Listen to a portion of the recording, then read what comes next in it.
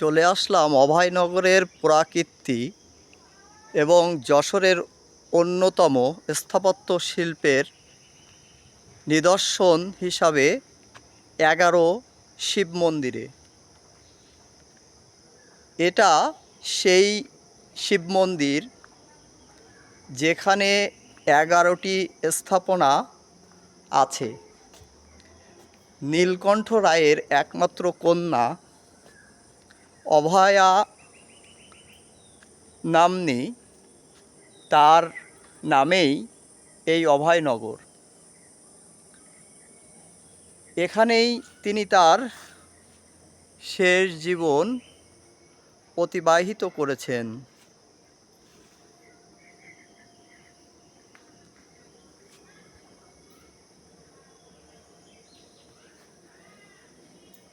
দেখুন, এখানে সেই সারি সারি 11টি শিব মন্দির।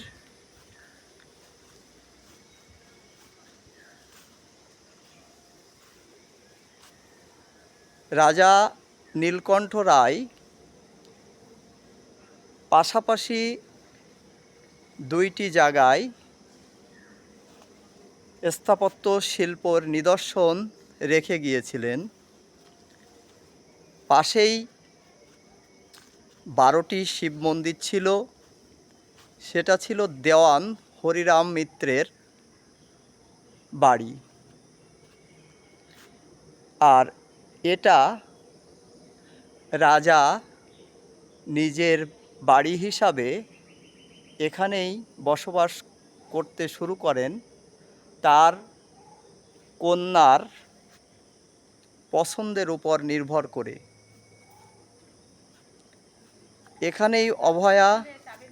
এখানেই অভয়া বড় হন এবং ধীরে ধীরে তিনি এই নদীর ঘাটে থাকতেন।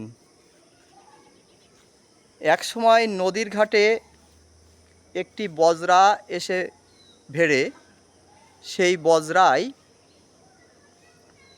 মলাই পরগনার জমিদার নীলম্বর রায়কে দেখে তিনি মুগ্ধ হন। একসময় নীলম্বর রায় এবং অভয়া সাথে বিবাহের বন্ধনে আবদ্ধ হন এবং সুখেই তাদের জীবন কাটছিল। হঠাৎ অভয়া এবং নীলম্বর রায় দুইজনে আসেন সেই মলাই পরগনা থেকে এই অভয়নগরে বেড়াতে। এসে তাদের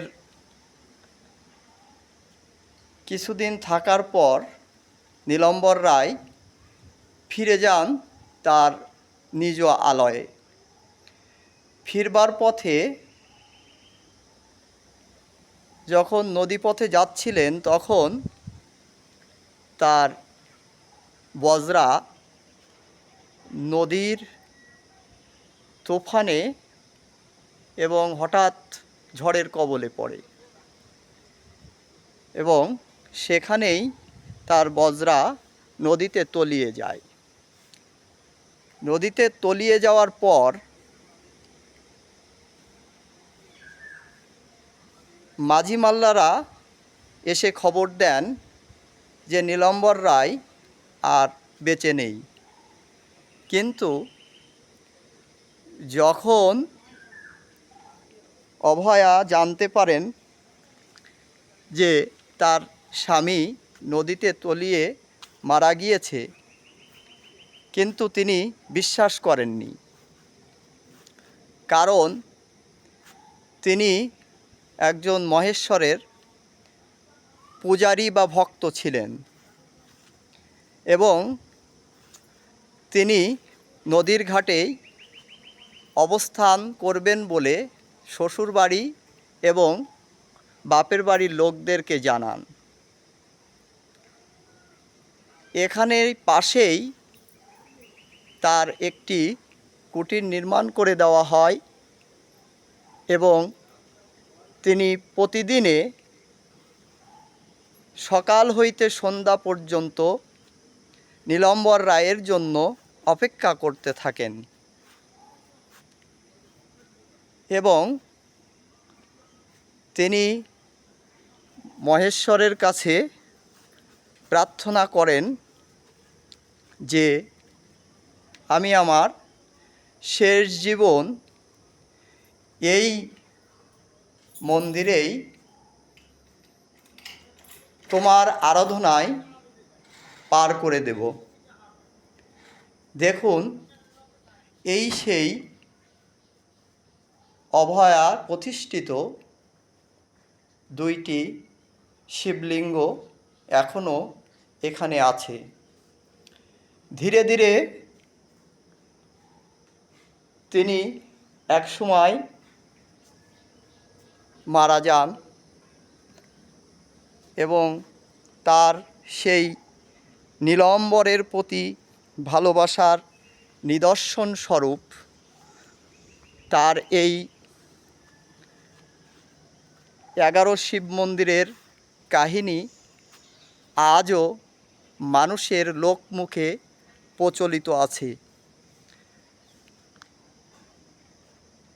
আমরা এই দেখুন, একটু অদূরেই এখান থেকে 1 মিনিটের পথ হলো নদী।